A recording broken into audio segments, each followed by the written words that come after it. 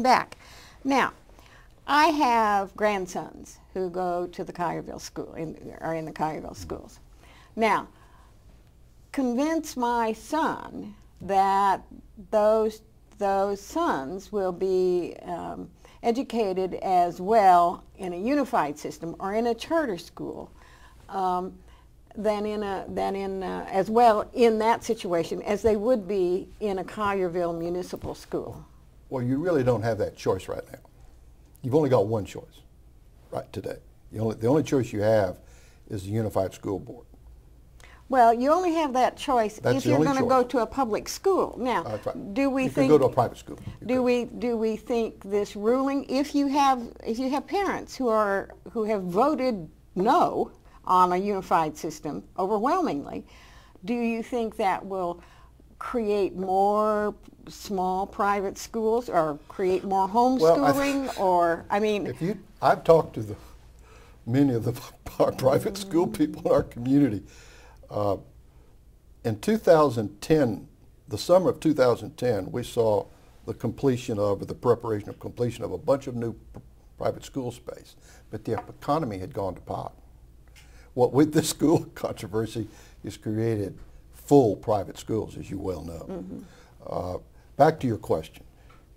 The first thing I would suggest to your child and your grandchildren is they could give the Unified School Board a chance.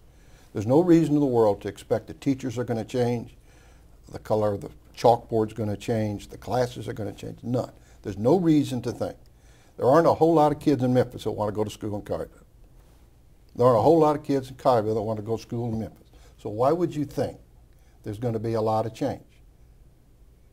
That doesn't have to be. I'm not sure. I think it is. I'm just saying there are a lot of parents who are concerned. The crisis that everybody expects it to be. Mm-hmm.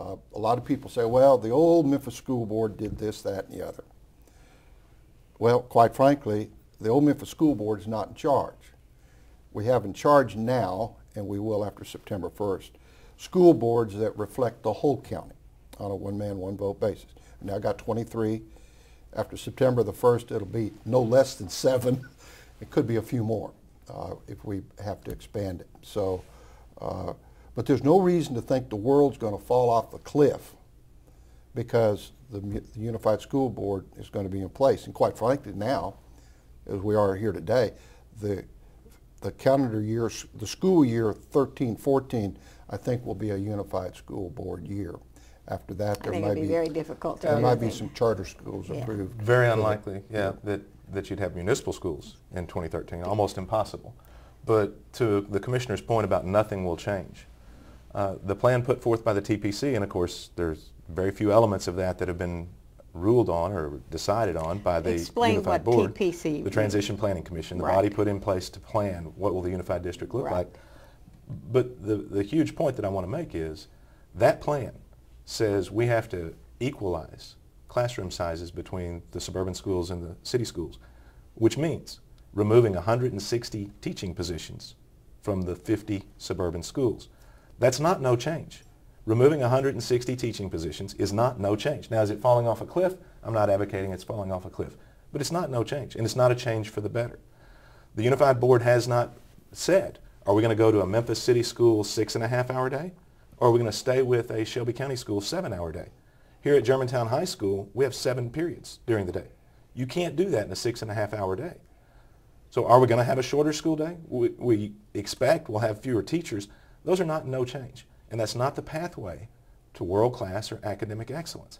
That's why the citizens of the suburbs are so strongly desirous of having the ability to control their school environment. It's interesting, Ms. Dunning, to note that most of the people on the Transition Planning Commission were from the suburbs. They were appointed by the county mayor. Most of them were from the suburbs. There were people from other places. The city mayor had no appointments. City council had no appointments. It was a very suburban-oriented group. And I would say, quite frankly, the leadership, I don't mean just the chairman, but many people who were very much the leaders on the TPC were from the county. Some of them were old county school board employees. it was almost without exception unanimous votes to do all they did. Now, whether the school board buys into all these, we don't know yet. But you could wait and see. We're going to have to wait and see now. And my point was not that they were the wrong decisions, just that they're not decisions that are attractive to suburban residents. And that that's the compromise. When you get a mega school district that has layers of bureaucracy, that siphons money out of the classroom, those are the trade-offs that you have to make. Well, why go there? Why create a mega school district that's going to force those compromises? Why not create some smaller school districts that can be efficient and effective?